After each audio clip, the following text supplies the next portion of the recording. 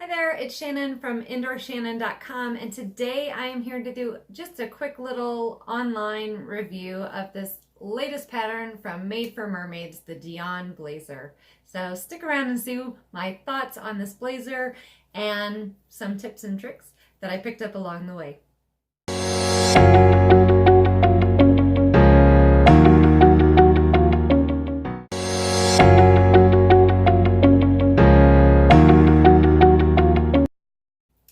So let's begin. Let's talk about some things that I love about this pattern that I think that you would love too. First of all, it comes together with very few pattern pieces. There are 4 pattern pieces that you cut out. Second, it doesn't use very much fabric. The suggested yardage is 2 yards.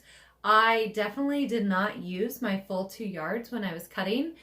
This last one that I made up, I bought 2 yards and I have about 3/4 of a yard left. So I think it depends on the size that you're creating and the sleeve length that you're creating as far as your fabric usage. There were some testers who were able to get it done in 1 yard and do the facing in a contrasting fabric, something else, and cut it out. So that's something to keep in mind as well, that you may be able to squeeze that out if you play a little pattern Tetris and move things around differently, and also if you're cutting the shorter 3/4 sleeve. What else do I love about this? It comes together quickly. I sewed 3 of these over the past week. I am fortunate enough to be a pattern tester for Made for Mermaids and Patterns for Pirates, and I love how quick and easy most of their patterns go together. Most of them are for knits. So if you love sewing knits and you like really fashionable, fun things, then I definitely recommend that you go and check out their websites. There are so many different pattern options out there, but that's a side plug for them. And just to say, yeah, I'm fortunate that I get to test for them.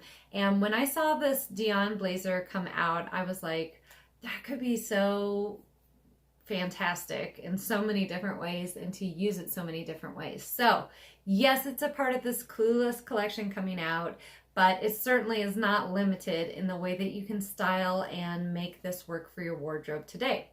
Let me pop up some pictures while I'm talking here about the different makes that I created during testing. And just to say, I have so many more planned that shows you how much I really do love this blazer, and I think that you would love it too. So here's the versions that I made during testing. I made this black faux leather one with a scuba faux suede facing, and I love this one. This was actually the first one I created. It was in my head. I knew I wanted to have this. I knew how I wanted to style it, and I knew that I was going after this pin from the Made for Mermaids Clueless collection Pinterest board. So of course I even had to make the matching little clutch that went with it, and that was just a lot of fun and something I just did on the side. So that was version number 1 that I created.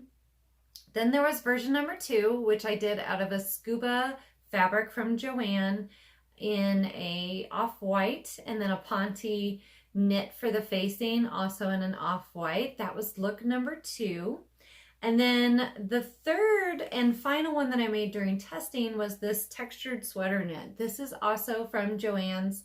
A lot of times during testing, if I don't have exactly what I need on hand, I don't have time to order because it's a pretty quick turnaround situation, I will check my local fabric stores. And Joann's usually has more options for me when it comes to the knit fabric than Hobby Lobby, and those are basically my only 2 local options that I can go to.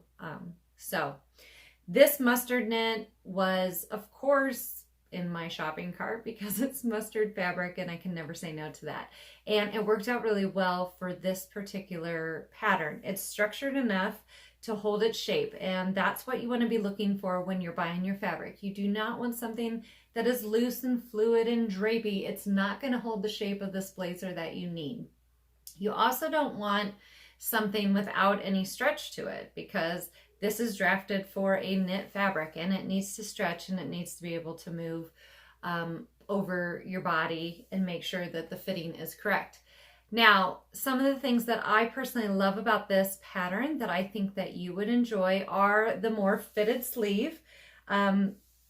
I tend to always take my sleeves in, and this is in the final version of the pattern, and you can see there is a little bit more room here in the arm side. Megan actually worked hard on adjusting some of the fit issues during pattern testing to make sure that this area was loosened up a little bit. And if you notice in my last pictures that I took with this, I was wearing a long sleeve button down shirt underneath it, as well as a t-shirt underneath that button shirt. So I had on 2 layers underneath. It was comfortable. Just like anything else, if I was putting on fitted over a button down shirt, I had to hold the shirt obviously and, you know, wiggle it down and smooth it all out. But once it was on, it was very comfortable. I wore it to preschool pickup this morning. We had a high of 55 or something today. Finally had our first fall weather. It was comfortable, it was warm, and it's nice to know that it can be layered. Obviously, you can pair it with something much smaller underneath, and I'm going to talk about what I'm wearing underneath this one. I also did pictures with the Patterns for Pirates wiggle dress underneath, and just to kind of show maybe a little bit different of a look, a little bit dressier of an option, that you could pair this pattern and wear it so many different ways with the different style options you choose. What I'm wearing underneath it right now is actually another Made for Mermaids pattern. This is a cami. This is the Brie cami. And I just whipped this up using some scraps that I had left over from a summer kimono just to put it underneath it. Now, a lot of these blazers, I did wear like a tank top or something pretty fitted underneath them, just because it was either the style or the look that I was going for. Or in the white one that I made, there wasn't a whole lot of options that I had that wouldn't show through that fabric as far as sleeves go. So that's why I went with a tank top under that one.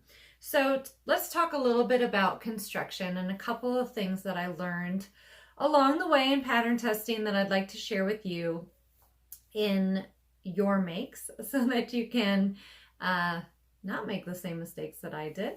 So the first thing is, when you go to put on your facing, it can be a little bit confusing. So this pattern is marked intermediate, and I think it's just because, you know, they want you to be comfortable with sewing the knits, and you do have to do a little bit, as another tester referred to it, pattern sorcery. You're kind of rolling things up, fitting things in different places. It's actually really cool. It works out really well, but it can be a little bit confusing, and especially if you're a beginner. So one thing you want to make sure is when you're closing that facing neckline, you're going to sew through 2 layers of fabric for the most part, from this point in the pattern that you cut all the way until you get to that shoulder seam. And at that shoulder seam, you're joining all 3 layers of the fabric. Now, the first time I made this, somehow, I don't know, I didn't catch that you were supposed to stitch from here down where there's like that open spot on the neckline. And I turned it all and I had this piece open. So a little disappointing. I had to go back and fix it all. But just a little note, make sure you're stitching the neckline closed. Yes, that is important to do. And then when you go to turn it right side out, and it gives you the option of top stitching, I top stitched, I believe, my white scuba and this textured one. I wish I had it down here so I could look. I don't remember if I top stitched my faux leather one or not. I may not have, just because I'm always nervous kind of working with those different, you know, fabrics and snagging anything or punching holes in places, because once you're putting them in there, you can't take them out of fabric like that. So my suggestion on your top stitching would be to make sure that you're moving it over at least 1/4 inch, so that on all these little turns and corners, you're not getting this buried down in here and losing it, and then it gets lost in the fabric and you're going to get really frustrated. So instead, just keep your top stitching about 1/4 inch away, and I think that you'll be really happy with the outcome. And then you can see on the inside, I serged my arms on, and I also serged my side seams when I did that. I did not serge the bottom of my fabric. I certainly could have, and if I had matching yellow thread, which I guess I do have yellow thread. Okay, so let's just say what it was. If I wasn't lazy and I could have switched my thread, then I would have recommended to serge this bottom of the fabric before you turn it up and do this hem at the bottom. But because I was lazy, you can see I didn't do that. And I think that way, if it ever flips open, it's a little less noticeable when there isn't any white thread showing down there. Also, when I tacked my seam down here, this front facing, I did not use a serger on the edge here. I did it in a couple of the versions, but I didn't in this one. The only part that I could see I personally may do different than what the pattern says, and let's just put a disclaimer out there right now. I could be doing this part wrong, and I did ask about it in the group, and I don't know. I feel like maybe I messed mine up a little bit, but the part of the pattern that I would like to see done a little bit differently, just personal preference, is this facing and how you're tacking it down and you have the seam going towards the back. I feel like if the seam was pressed toward the front, that when you tacked this facing down, it would at least be covering a majority of it and maybe giving a little bit cleaner of an appearance there. But I think this is supposed to just be out flat and serged, and then you tack it down on top, and maybe it blends in a little bit better than what I personally did. So just something to keep in mind there with the pattern. If you find a better way to do it, let me know what you do, because hey, I'd love to hear it. Also, the way I did my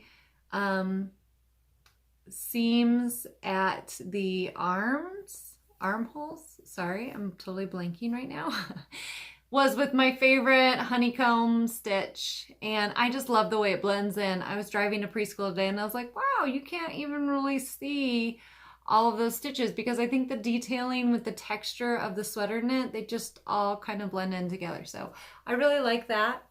I love how it's just a quick throw on layering piece. Like I said, it's styled so many different ways. Make sure you check out everybody's style. I can't even put it on right now. Make sure you check out everybody's styling options. They always put up all the tester photos in an album so you can see everything. You can see all the different sizes. You can see all the different options. And it gives you a really nice idea before you actually purchase the pattern. But overall, I would just like to say this sews up quick. It doesn't use a ton of fabric, and I think it's such a versatile piece. I mean, you really could use this all fall, all winter, different fabrics. I am planning on trying a couple more options, and if those work out, I will be posting them. I do want to try kind of like in a sweatshirt type fabric and make it kind of like a knit casual blazer. I don't know. I'm still trying to figure out exactly what I want to do with it.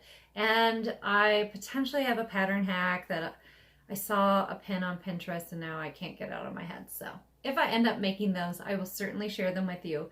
But overall, I would like to say this pattern is an awesome one. Megan did a great job, and I'm so thrilled that I was able to be a part of the testing group. Until next time, happy sewing.